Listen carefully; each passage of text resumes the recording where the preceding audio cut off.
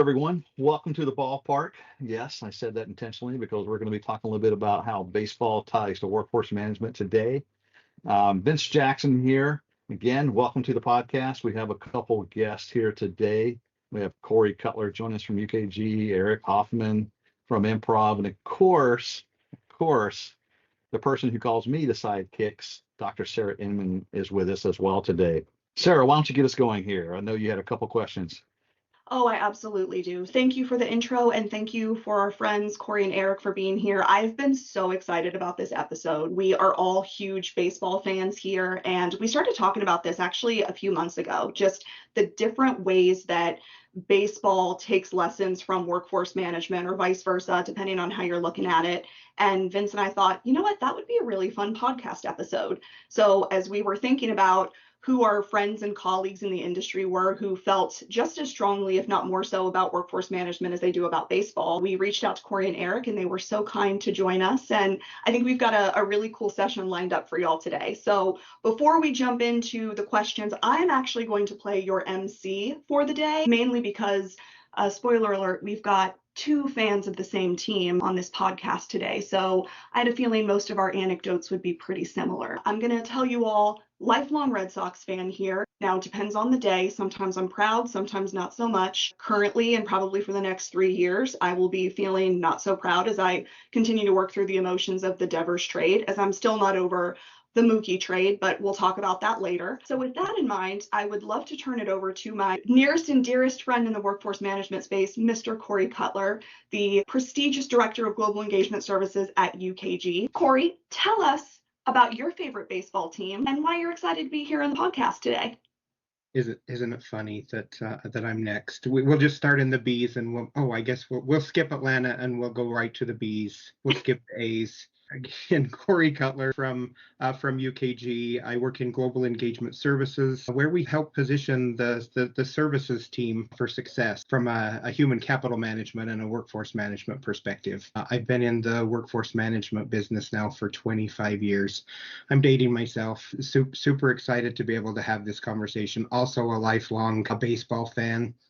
From my early days watching my dad cheer on the hated Yankees to my coming to my senses days, choosing the Red Sox to cheer for just so I could cheer against my father. So super excited to be here to talk about some of the nuances. I have a few other favorite time period teams that I can talk about. So super excited to get some jabs in for some really great baseball from the past, and how baseball ties perfectly, absolutely perfectly, into workforce management. And we are so glad you're here. And I mean, just in case nobody picked up on those nuances, before we jump to Eric and let him introduce himself, Vince, you want to go ahead and admit publicly to the listeners here who your baseball team is and why you're excited about this episode? Yeah, Savannah Bananas. Absolutely. No. Go Bananas. That is great answer. They're everyone's favorite team.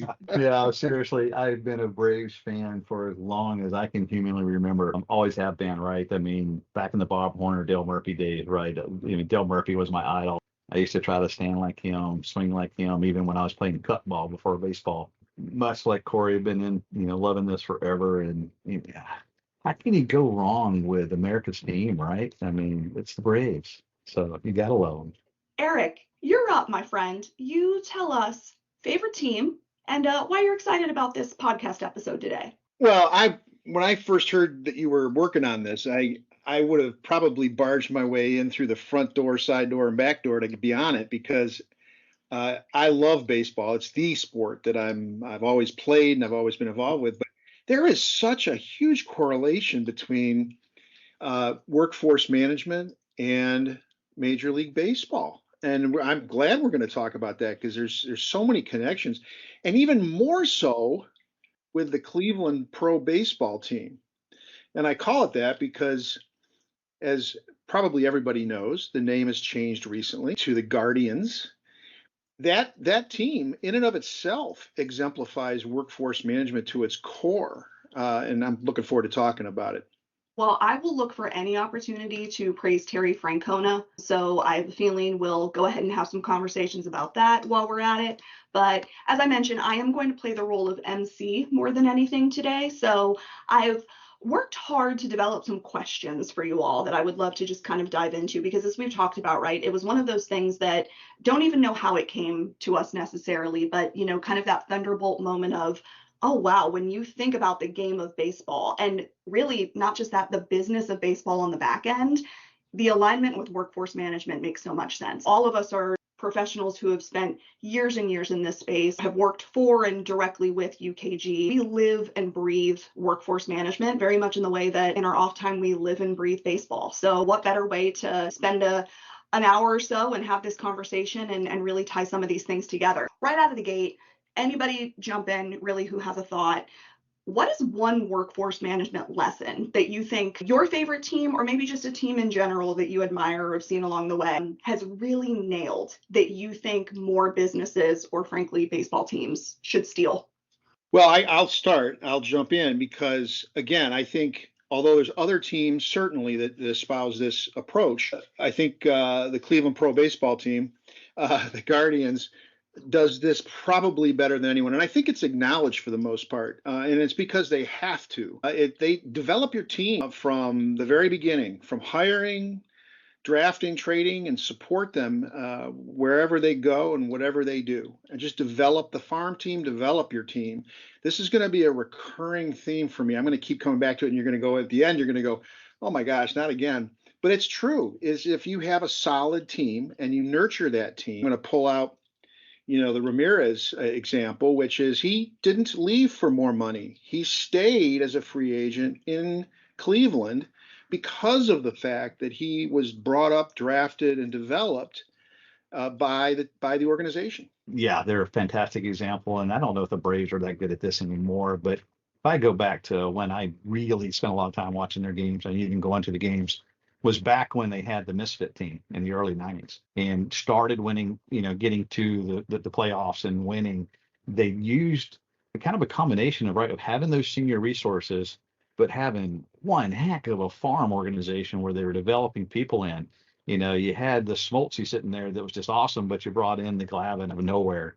You brought in Andrew Jones, you brought in Chipper eventually. You brought these kids up out of the farm league, but you had those senior people there that were just mentoring and watching them, and they were always looking at that. I mean, just like Eric laid out, right? They had that mix of people that could help and develop and coach.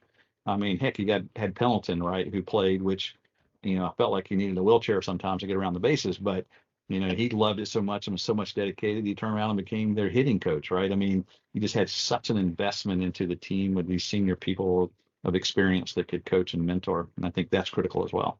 You mentioned Chipper, right? So you see these people who grew up within the team, not only spent their entire career there, but served as these huge mentors and idols for the younger players who are coming up behind them. Cannot escape a conversation like this without talking about my personal favorite baseball player of all time, Jason Varitek, the captain on the Red Sox. This is somebody who spent all of his career with the Sox and now still today pivoted in his post-retirement life.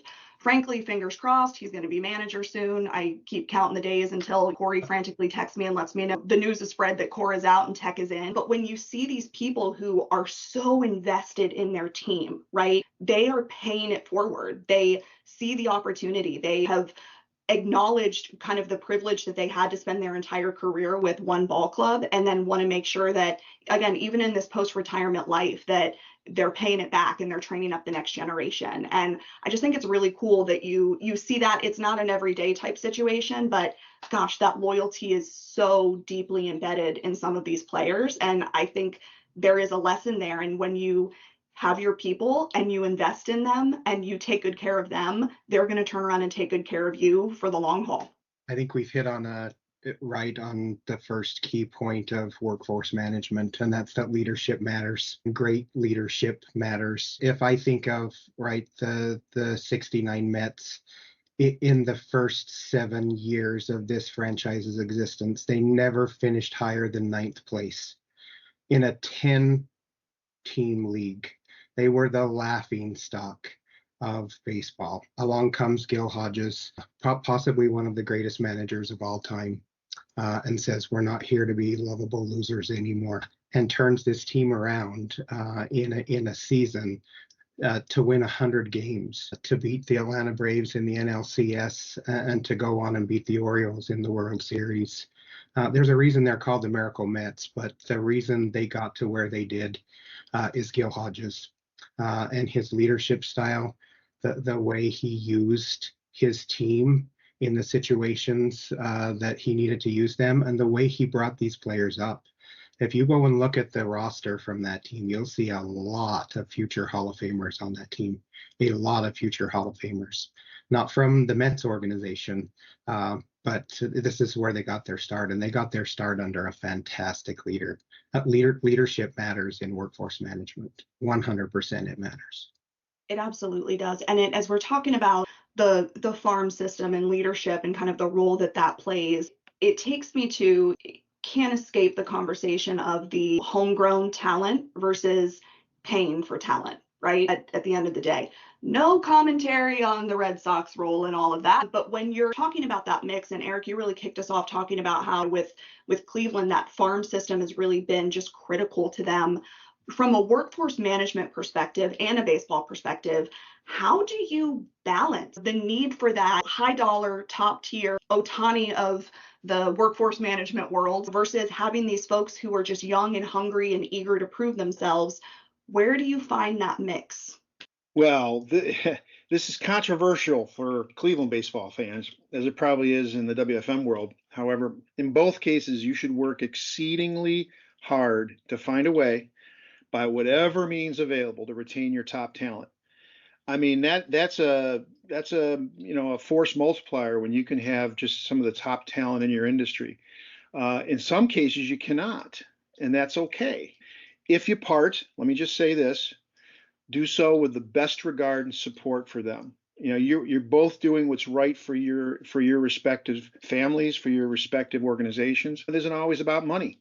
Jose Ramirez stayed in Cleveland for significantly less dollars than if he had left. The reasons being, in part, we discussed already in the previous question. Cleveland drafted him, developed him, and built the team around him. Sometimes, heartbreaking as it is, money is the difference maker, as it was with Jim Thome. I don't know if anybody remembers Jim Thome leaving Cleveland to go to Philly. It was about money. In fact, the union put a huge amount of pressure on him to not take lower money to stay in Cleveland, because it would set an expectation or a precedent. That being said, there's still a statue of him outside a gate at the Jake. And yes, I still call it the Jake. So what I'm hearing from that, Eric, is I should not continue to hold the animosity I do towards Johnny Damon for going to the Yankees, is what I'm hearing you say, and I reject it, frankly. I'm with you, Sarah. You should never reject it when it considers anyone going to the Yankees. I don't care who it is. Okay. Mic drop. That's all. The episode's over. That's all we needed, folks. So that's the one thing I think we probably all can agree upon. Yankees, most hated team in MLB. Probably most loved too by the other half, but I mean, everybody dislikes them. But look, you got to have that balance, right? I agree with 100% with Eric. You got to find what that balance is.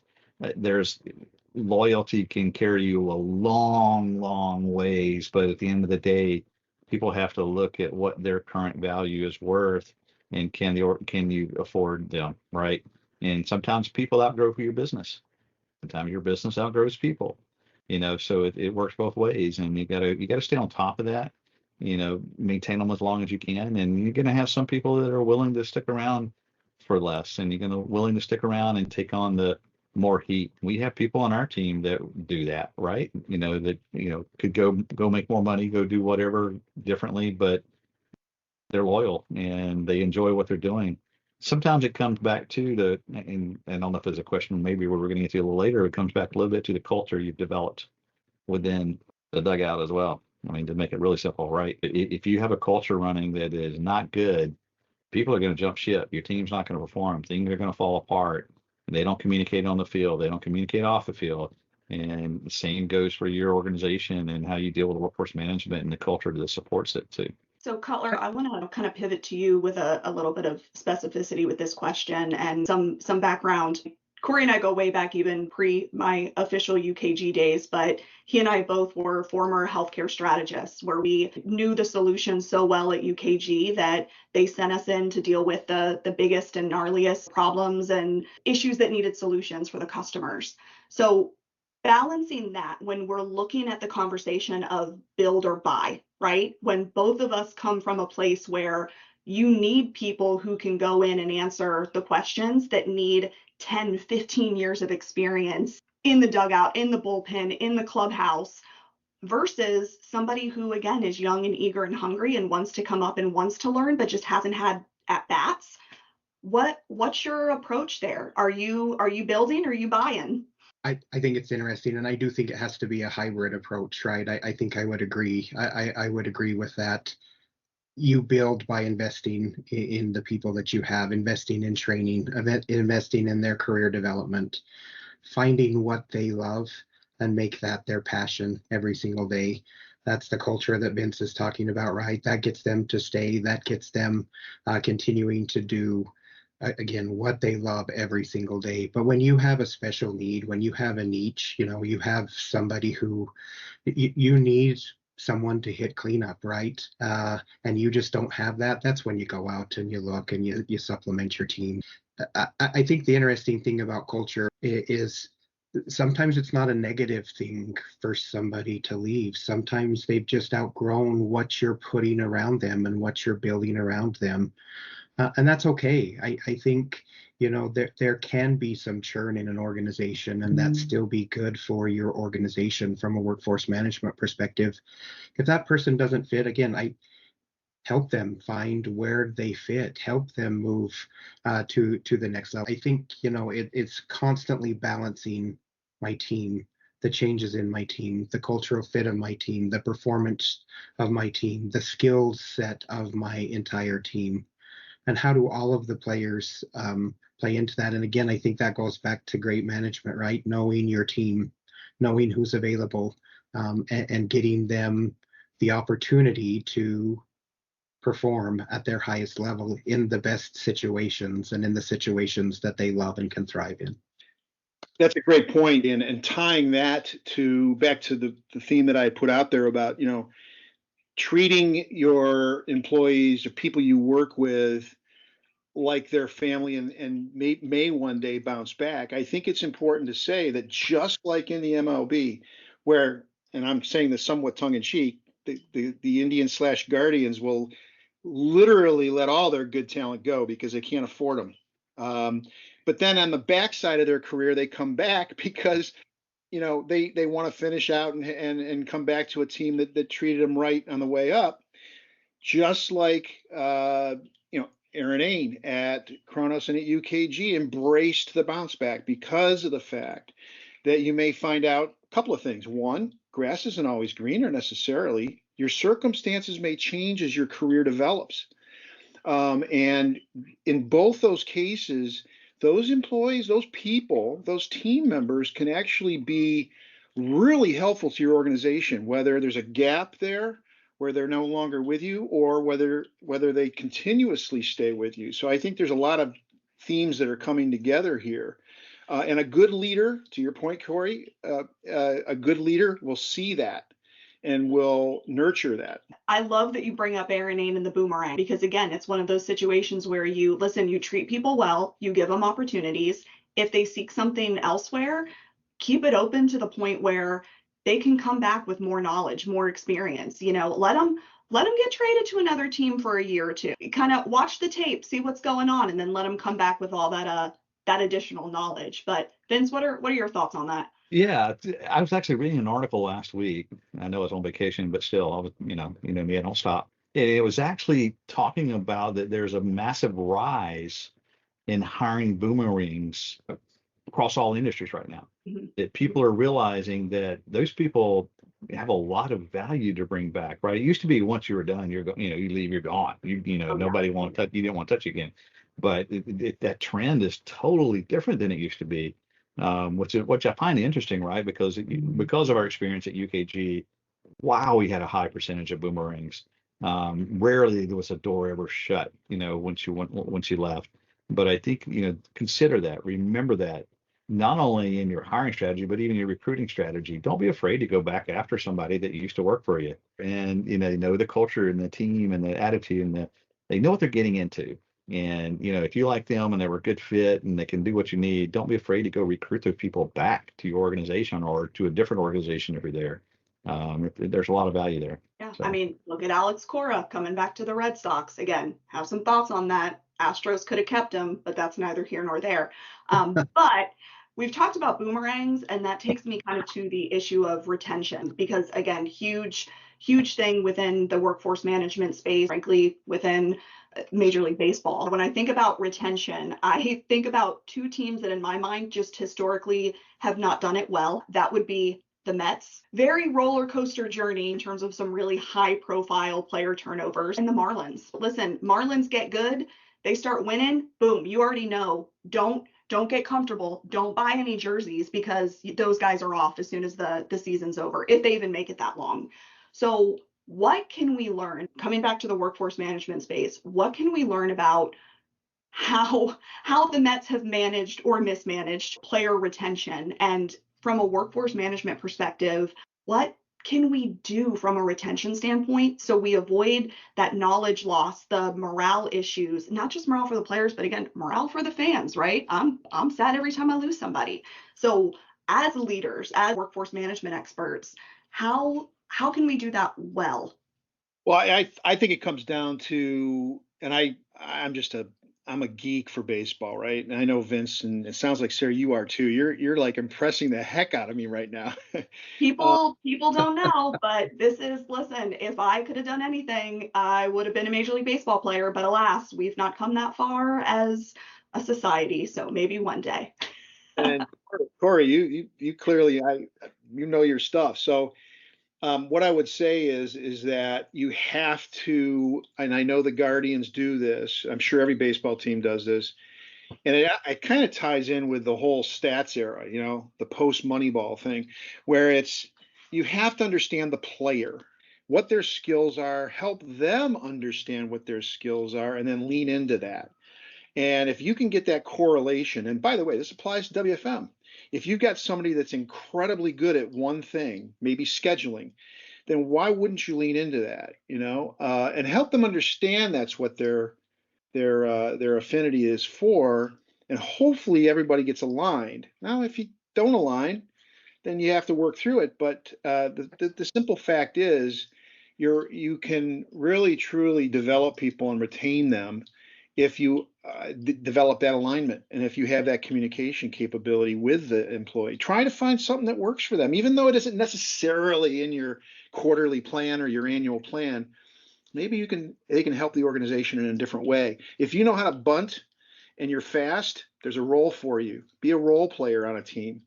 Look at this speedster. I'm going to show my ignorance here. I know his skills. I don't know his name. We just played him actually not too long ago. This guy stole second, then stole third, then stole home. The guy's got ridiculous speed on the base paths. It's easy to find a place for somebody like that. But when you find a role player that you can pull off the bench in the right circumstances, that's also valuable. Yeah, you've just talked about the key thing for retention, right? Purpose, growth, and trust. And if you can develop those three things in your workforce, retention isn't about pay. And that isn't, let's not bash the Guardians, right? They've adopted a lean process, maximizing efficiencies, getting the most out of the team members' strengths that they have. That's what they've done and listen, very successful organization. They have their focus. I think the players know what their role is, right? That's great management. That's great management within that organization. And it's not just the manager, it's from the top down. You know what you're getting into when you join the Cleveland, whatever your last names are. But I think that's the Mets right? The Mets problem in a lot of years past, right, is the focus on pay. And then it gets to the point where it's not profitable for you anymore, and you have to dump contracts in order to remain fiscally sound as an organization in MLB. Nobody's going to compete with the Dodgers and the Yankees salary-wise, and the teams that try 9 times out of 10 fail. And it's just a fact of MLB, right? But that's the Mets problem. They pay too much and don't have a vision. They don't have a vision for what they're trying to do. When they get there, they're a great baseball team. Like last year with their vision, could be comparable to their miracle heydays or their days in the early 80s. We'll see if they can stay there. We'll see if they can, keep that spark and keep that purpose within their organization. But like most organizations, I think this is the big thing with workforce management, right? It's tough to change when you have a culture that just doesn't fit. You lose the talent too quickly. So I think the key here, right, is focus on the culture, focus on your employees, focus on getting them the at-bats that they deserve, the at-bats that they want. And then you can start to build an organization that's successful in the future. So I think it's important to look at the flip side of what you two just talked about as well, unfortunately, right? Is the people who don't fit into the culture, that aren't developing. And I hate to say this, you got to manage, it's manage up or manage out, right? A little bit, right? It's get people who will fall into those characteristics that will develop, that are part of the culture, part of the win, or those people who aren't, that honestly, if you don't get them out in a timely manner, are going to have an influence on those who are, and will detract from it and drag you down. So I think you got to recognize that and recognize it quickly, and figure out if you can manage them, to be more productive and into the team or not. I mean, you get those resources. I mean, look, they can be an incredible performer at one team, but for some reason, when you pull them over to your team, right, they just don't. They just, we've all had those. I mean, I sit there and watch the Braves. You're like, oh man, we got who? Wow. Oh man, that didn't turn out so well. You're like, boy, buyer's remorse there. And I think that's also a risk a lot of when you go out and spend money on people, is sometimes it does not pay out. I think your return on investment on people you develop is much higher. And if you look at it as holistically, but there's the right time to buy and the right time to develop, but recognize when they don't, do it quickly. It's in their best interest and your best interest. Doesn't mean they're going to be a bad person or a bad employee. They're just not the right fit for your organization. 9 times out of 10, they know it. They Mhm. don't have the kind of, they don't have the level of experience that necessarily the managers might have in seeing it, and then helping. It's actually helping that employee in this case, or it's the player, to say, listen, this isn't right for these reasons. And then I've seen people that I've had to have that conversation with, they go and they prosper somewhere else. And I love that. I look at it, listen, we're on this earth for just a very short period of time. You got to help people. And I think if you can help someone thrive somewhere else, whether it's a baseball team or whether it's even a competitor in a lot of cases, I think that's okay. I think those difficult conversations are hard to have from a management perspective a lot of times, and they aren't had. And they shouldn't be a difficult conversation, right? A lot of times, you may have to help somebody find another opportunity for them, but a lot of times people just need to know you're not pulling your weight, right? You're not doing what you're supposed to be doing. And that can instill in them a turnaround that if we do like most of us do and avoid that conversation, right, they're going to continue to flounder. They're going to continue just to kind of waste away and harm your organization as a whole. I'm going to go back to that 1969 Miracle Mets team and Gil Hodges, right? There was a time during that season where he literally, in the middle of the ball game, walked out on the field and escorted Cleon Jones off the field for not hustling for a ball. He wasn't derogatory, didn't say anything negative to him, just replaced him in the middle of the game with another player for not hustling. And listen, Cleon Jones was the all-star of the New York Mets in 1969, possibly the best player on that team, and got called out during the middle of a game. That's what good management needs to do. You need to have those difficult conversations with people. And like Vince said, manage up or manage out. A lot of times, just the conversation alone will help that person, change and feel like they're a part of your team. Maybe that's what they're lacking. Well, listen, as long as the Mets don't touch Pete Alonso, I'll be all right. So we've dogged on the Mets a lot in terms of their inability to retain their players, but I will stay quiet and I will withhold any judgment against the Mets until and unless they send Pete somewhere, in which case we're gonna have a problem. She says, as the girl who grew up watching Met spring training in my backyard, there's nothing like seeing somebody literally on the field on the minor league team make their way up. We talk about retention and the bad ways to do it, but there's also that piece of it too. To be able to see somebody who, for everything that we just talked about, they came in, they worked hard, they hustled, did what they were supposed to do, and you're able to watch them grow in their career. That's really validating for a leader, for a manager, to be able to go, yeah, I invested my time and energy in the right kid, in the right one. But changing topics a little bit, Eric, a while back you were talking about Moneyball, and I want to talk stats and data because, of course, workforce management, but also it's literally the backbone of baseball. So baseball teams in general are obsessed with stats. It's the A's in the Moneyball era that really were able to truly capitalize on it, I think. But when we think about workforce management and how we bring that intersection, what is the most efficient way, or how should we as leaders and as workforce management practitioners be leveraging stats, be leveraging the data in order to make smarter decisions for our organizations? I find this incredibly interesting because I love data. Data is integral to baseball and WFM, but they're both struggling to find balance, in my opinion, between human and data-driven decision making. So ever since Billy Beane worked his Moneyball magic with the A's, the rest of the MLB went, some would say, too far to the stat side, to the extent that owners are taking the decision making out of the hands of the managers and relying on the data solely. I mean, I'm sure we've all heard of the anecdotes where the manager gets a call in the dugout and they say, do this, do that, whatever. Maybe it's because I'm decidedly old school, but I believe data is useful. However, it should be a guide. Let the managers decide. In a real world example is at a WFM company, I spent a little bit of time of my time at, used a behavioral assessment. It was crazy accurate. I mean, you'd walk off the plane when you went to training, when you were hired, and they'd already know everything about you. It was crazy. And we all know that this is true.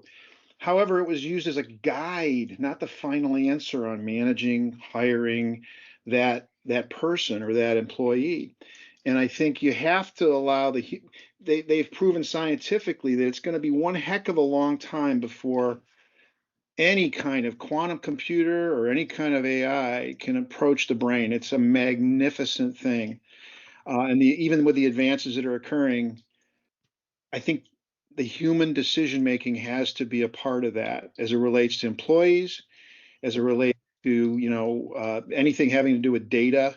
Use it as a guide, as a tool. And I think that emotion certainly applies in the WFM world, where you're managing people and trying to get the best out of them. It's a data thing, yeah, but it's also an emotional thing. It's also understanding the person. I agree with all that, and I think the other thing too is figuring out the right data to actually manage against is critical. To me, I'm more focused on what data is actually actionable and can drive the outcome that you're trying to get to, right? Whether that's baseball, whether that's workforce management, right? I watch some of these baseball games, and these guys keep bringing up these statistics that are just out in left field. I'm like, who gives a rat's what about that? Because it doesn't actually drive the impact. You know what the number one stat that matters in baseball? How many wins and losses you have. I was like, At is it the going to end be of the day. something really profound, like how much heart you give when you step up to the plate to play the game? Nope, it's how much do you win and lose? How much do you win and lose? Now, there are a lot of other statistics that can drive statistically what your probability of winning and losing comes. And, you want to understand, I mean, as a pitcher in my career, I'd love to know, a lot of stats, right, of where I'm placing the ball, what hitters and types of hitters I'm stronger against and types of things like that. I'd love to know where the hitter is successful at hitting. Does he struggle with high and tight or low and outside? And that's where I'd go place it, right? I love those types of things that make me a better player, right? That allow me to perform better not necessarily driven off the results of what I do sometimes. So that's the other thing too, is giving people the information they need to go be better. And again, it goes back to being actionable. So to me, that's part of critical is what can I do with this day to day. I hate it when I walk into organizations that have 50,000 reports and 20 data views and don't use but one. Like, why do you have all these others? Are they noise? And do you have what you actually need on the one you do use, right? I mean, what are you actually looking at? There's, it's an old term, but analysis paralysis, right? I mean, are you looking at so much information that you actually are achieving nothing? Where's the statistical guru? So he can add a lot to this. So. I was going to say, when I think data, I'm going back to my in the trenches buddy in the workforce management space. Corey and I have spent our careers and cut our teeth in staffing huge complex hospitals where the numbers matter. Having those stats and knowing what we need to do from an acuity standpoint and which numbers are going to fluctuate from seasonal census here, that's the name of the game for those of us in this space. So Cutler would love your thoughts on that. You can have all the data you want, and if you're relying solely on that data, you're set up to fail. I think that's what MLB has taught everybody with regards to workforce management. If you're using that data in an educated way to make the best possible decisions and develop your strategic long-term plan and short-term planning situations, then you're going to be successful, right? Nobody knows when the next COVID is going to hit. But if you use the data that you have from your organization, the past data that you have, you know how to put a plan in place moving forward. Nobody knows when RSV season is coming. Nobody knows when influenza is coming. For Pete's sakes, nobody knows when the corn crop is going to ripen. But when it does, you need pickers, right? You have to staff. And listen, you can have all the data you want, but at the end of the day, the situation drives. That's the greatest. Only in baseball can we get this right. We're arguing whether or not someone hits the ball 25% of the time in this situation or 28% of the time. We're not talking about a 100% assurity that we're going to send this guy up to hit in this situation. He gets on base 28% of the time. Think of that for a minute, right? So when they're flashing all of these stats on the screen and doing all of this within Major League Baseball, at the end of the day, it's the gut of that manager. It's what does this situation best look like for us as a team? What is the best outcome going to be from us? And if that's 28%, that's 28%. Don't get so inundated in all of your past reporting, all of that you lose focus on what you actually have in front of you, which is a team that can go out there and win if you have the plan in place for them to win. That's the key piece here. Use that data to develop your team. I love that. And stats don't tell you if somebody's having a bad day. Stats don't tell you if somebody's struggling with a bit. I mean, yeah, if you go a long enough slump, it'll tell you. But I mean, the reality is it's still people at the end of the day.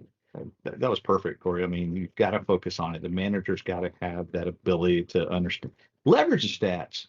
But at the end of the day, the gut and understanding your people and everything else is what really truly matters. So I know we're coming close to time. I would literally sit and do this for another 15 hours with you guys. So we may need to figure out how we do a follow-up session here because I've got 800 more questions to ask and things to kind of dig into. So the beauty, but also downside of America's pastime, going back 100 years of data and stats to talk about. I was fortunate enough just last week to be in Boston at Fenway Park and seeing some of these changes that have happened in baseball. We've got the pitch clock. We've got these massive new bases that, look like pizza boxes. And we've got the mitt. As I was thinking about this episode, there's constant evolution, both in the game of baseball and in workforce management. We talked about just some of those recent changes to baseball, but how does an organization, when we tie it back to the WFM perspective, how Can organizations adapt in the way that MLB has had to when there's changes in compliance, in tech, in workforce expectations, in rise in gig workers, boomer versus millennial versus Gen Z workers? How does an organization stay fluid enough that they don't lose the crowd? Apparently Atlanta Braves thinks it means turning on loud music and dancing on the field between every inning. It Say worked for that Savannah Bananas, just saying. I say it tongue in cheek, but I think it's evolving with your audience, right? It is still a game. It's still entertainment. It's still about having fun. It's still about engaging your audience or your customer, right? And making sure that you're fully, you know what they want. You have to stay on top of what is it that your customer wants? What is it that your team wants, right? And helping them to recognize that and helping deliver that. You've got to be able to stay on top of the trend. If you don't, you're in trouble, right? I mean, you're just going to fail. I mean, if you want to go through some great examples of that, let's talk about my retail world and experience, right? I think a third of the retailers I've worked with in the last 20 years are gone because they didn't have the ability to flex and stay on top of what's going on. They didn't recognize and know their customer base the way they thought. I mean, look at Kmart and Sears, right?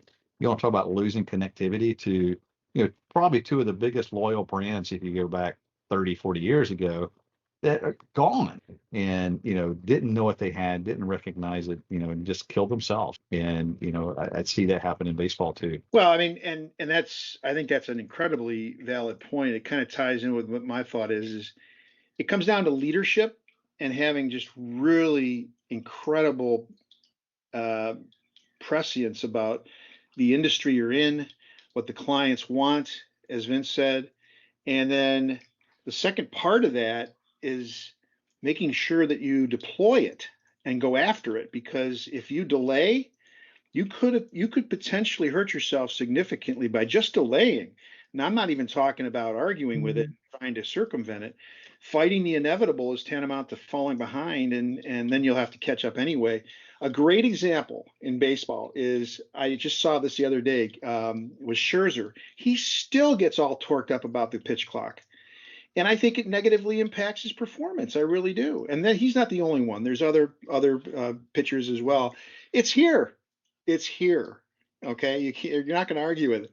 The umpires revolting because they can see the automation coming to the balls and strikes. It's coming. It's going to happen once they figure out the micromillimeter off the plate issue that they've got.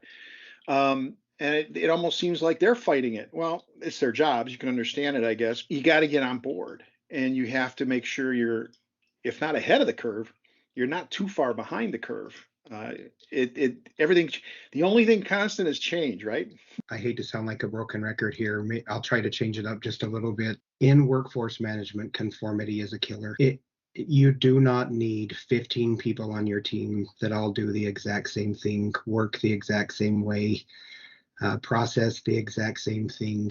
Conformity is the killer of workforce management. So if you're, and I've been blessed with some of the greatest leaders known to man in my life. So I thank you who are on this call, who have been my past leaders, and those people who may be listening to this, thank you for knowing me, for leaning into my strengths, leaning into the value that I can bring to an organization. I think if you're a leader out there looking at how to build your team, focus on the individual, focus on what that individual can do. And listen, if you're just a young professional starting out there, or a middle-aged professional looking at what your next gig is going to be, don't be afraid to say what you want to do, what you love. Have that conversation. You pack your own chute. You're the one who's jumping out of this airplane. You're the one who is going to be doing the work. Do what you love every single day. Talk to your manager about putting yourself in that situation. I guarantee if you have those conversations as a manager and you have those conversations as an employee, you force those conversations, you're going to be on a winning team. You're going to hit home runs on a regular basis. You're going to be the best fielder in the outfield. You're going to steal bases. You are going to make an impact with your team. Focus on what you do best. I love that. On kind of that leadership topic, one of my very favorite baseball isms, but really just kind of quotes in general that I think applies to both baseball and life, is surround yourself with people who will charge the mound. So surround yourself with those people who have got your back, who will advocate for you, who will speak your name in rooms that you're not in. I'm on this podcast episode with people who would charge the mound for me and with me if necessary. And I feel like that's been a secret to my success. Kind of just a round robin to close us all out. And Eric, I'll pick on you just because, I'm looking at your great Guardians hat. Everyone's going to be listening to this, but I'm staring these guys in the face. If you could pick one baseball principle that every, not just workforce management leader, but I think kind of leader in general should live by, what would it be to close us out? Well, I'm gonna merge two if I could. It'll be one. Okay, so get them on, move them over, get them in, because it gets late early out there. I love it. I actually should have ended with you if I knew we were going there. Vince, what do you got? Anything top of mind for you? Oh man, to me, it always comes back to authenticity of the player. I love the people who love the game, right? I mean, there's some people out there that they do really well and they do it for the money and they do it, they somewhere along the line they lost track because they had to love the game to get where they are. But I love the players who finish out with just that passion and love for the game and inside and out. It goes back to, I can't remember who said it earlier, right? I mean, be in a position and in a job in a place that you love to be. And I think that carries through no matter what you're doing in life. Make sure you're doing something that you're passionate about and that you can enjoy, and you're doing it with people that you enjoy doing it with. All right, Cutler, take us home. Can I do two as well? Yeah, we'll allow it. In the words of my favorite baseball player of all time, Big Papi, I just swing hard in case I hit it. That's it. So go out there and swing hard. And obviously the greatest baseball player of all time, Babe Ruth, never let the fear of striking out keep you from playing the game. That's valid not only in the sport of baseball, but also in workforce management. Don't be afraid to fail. Don't be afraid to make some mistakes. Go out there and learn from them and put together a winning team. That's the key, right? Vince said it. At the end of the day, there's one stat that matters: wins. You're going to have losses. You're going to have some losses on that, on that ticker. Go out there and win. Man, I don't know how I made it this whole episode without mentioning Poppy. So thank you actually for ending on that. So you picked up the slack for me there. Again, I cannot thank you guys. This has been so fun. I've so been looking forward to this conversation. I thank you to UKG for lending us Corey, being willing to let him be on this podcast. Eric, Vince, as always, thanks for joining. All those listening, so glad that you continue to tune in on the Workforce on Deck podcast. So for anybody who wondered why it was Workforce on Deck, this is why. At our core, Vince and I are just big nerds about baseball, and to finally get the opportunity to really draw that line has been really fun for us. So thrilled we got a chance to do this today. Close us out. Take us home, big dog. Yeah. Oh man, thanks for joining again. Make sure that you subscribe, make sure that you follow, make sure you like our podcast. So if you have ideas, send them to us. And thanks everyone for listening. Till next time.